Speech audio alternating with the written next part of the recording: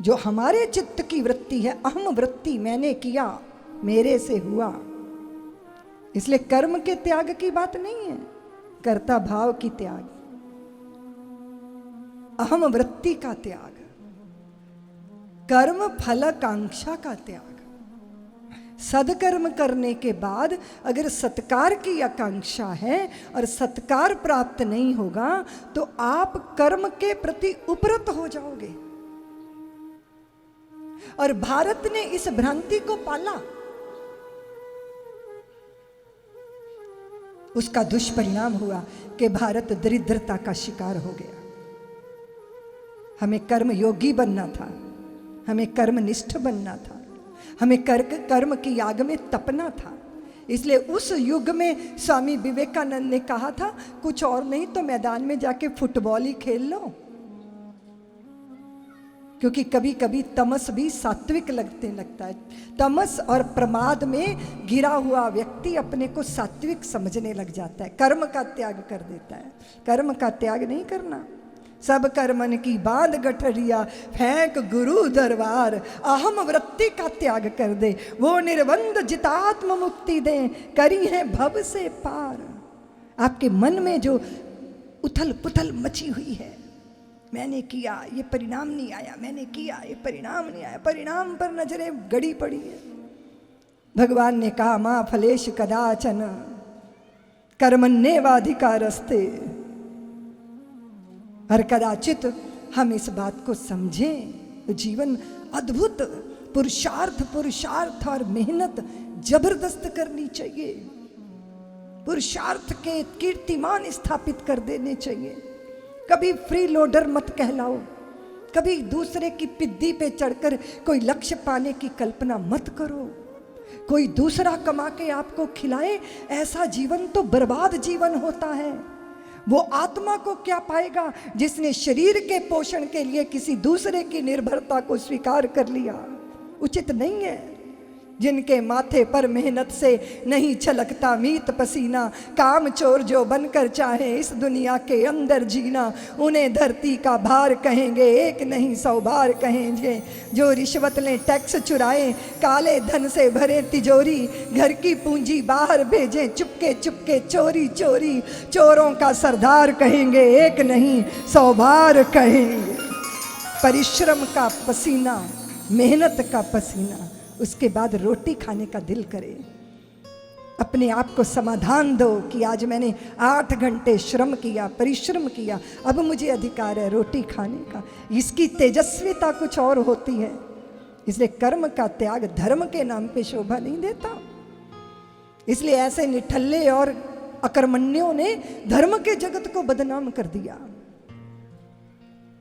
परिश्रम करना, मेहनत करना, श्रम करना, परमार्थ के लिए करना, किसी दूसरे की खुशी के लिए करना बहुत जरूरी है। इसलिए कभी अपने शरीर के पास बुढ़ापे को फटकने मत दो। सरकार रिटायर करती है, तुम तो रिटायर मत हो ना। तुम तो कहो कि जिंदगी के अंतिम समय तक अपनी सार्थकता को बना के रखें। इस तेजस्विता के साथ जीना बहुत जरूरी है। कौन आपको बांधता है? आपकी भ्रांतियां आपको बांधती हैं। आपको कौन व्याकुल करता है? आपके संशय आपको व्याकुल करते हैं। आपकी मूढ़ता, आपकी मूर्खताएं, आपकी बेवकूफियां कितनी करोगे भैया? शतक बना लिए, सहस्रों सहस्रों सहस्रों। छोड़ो ना, अब तो चेत जाओ, अब तो जाग जाओ। भगवान शंकर जो हैं वो शिखरों पर बैठते हैं पर रसातल को भांप लेते हैं। विज्ञजन आपकी आंखें देख के बता देंगे आपका स्तर क्या है जीने का, चिंतन का। विज्ञजन। और आप मानते हो कि किसी भी तरह की अज्ञानता का परिणाम पतन होता है और कुछ नहीं होता। आग पकड़ोगे तो हाथ जलेगा, लाल मिर्च मुट्ठी भर भर खाओगे तो जीभ भी जलेगी और अगले दिन सुबह हालत और ज्यादा गंभीर हो जाएगी। कुछ फल देते हैं कर्म तुरंत, कुछ फल देते हैं कुछ समय बाद। कुछ कर्म फल देते हैं कुछ महीनों बाद, और कुछ कर्म फल देते हैं कुछ सालों बाद, कुछ कर्म फल देते हैं जन्मांतरों के बाद। स्मरण रखिएगा, फल तो मिलेगा। और एक बात का ख्याल रखिएगा, अगर करता हो तो भुगतना पड़ेगा ही। और कर्म, आपने जो कर्म किया है वो फल देने के लिए आपको ऐसे ढूंढेगा जैसे लाखों गैयों के बीच में बछड़ा अपनी माँ को ढूंढ लेता है। इस बात का स्मरण रखना चाहिए। और जब यह स्मरण रहेगा, जब यह स्मृति में रहेगा, तो आपसे कभी दुष्कर्म नहीं होगा, आप सुकर्म ही करोगे। इसलिए धर्म ग्रंथों का अध्ययन अध्यापन बहुत जरूरी है बच्चों। तुम्हें जो विद्यालय देता है वो डिग्री देता है, और जो सदग्रंथ देते हैं वो विद्या देते हैं, और विद्या मुक्त कर देती है, जीवन के आह्लाद और आनंद का प्रसाद दे देती है। मैं सत्यप्रिया से कह रही थी कि बच्चों को बैठाया है, थकते होंगे।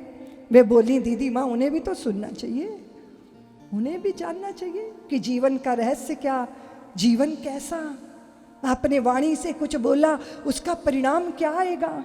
वाणी तो वही है। गीत गाओगे तो वातावरण सुंदर हो जाएगा, गालियां दोगे तो आपकी इमेज भी बिगड़ेगी और वातावरण भी दूषित हो जाएगा। शब्द तो वही है, छंद बना लो, काव्य बना लो, गीत बना लो या गाली बना लो। विवेक होगा तो यही शब्द सारी दुनिया को आपका मुरीद बना देंगे, और शब्द सही चयन ना कर पाए तो सारी दुनिया दुश्मन बन जाएगी। इसलिए क्या बोलना, कब बोलना, कैसे बोलना, क्या आचरण करना, क्या व्यवहार करना,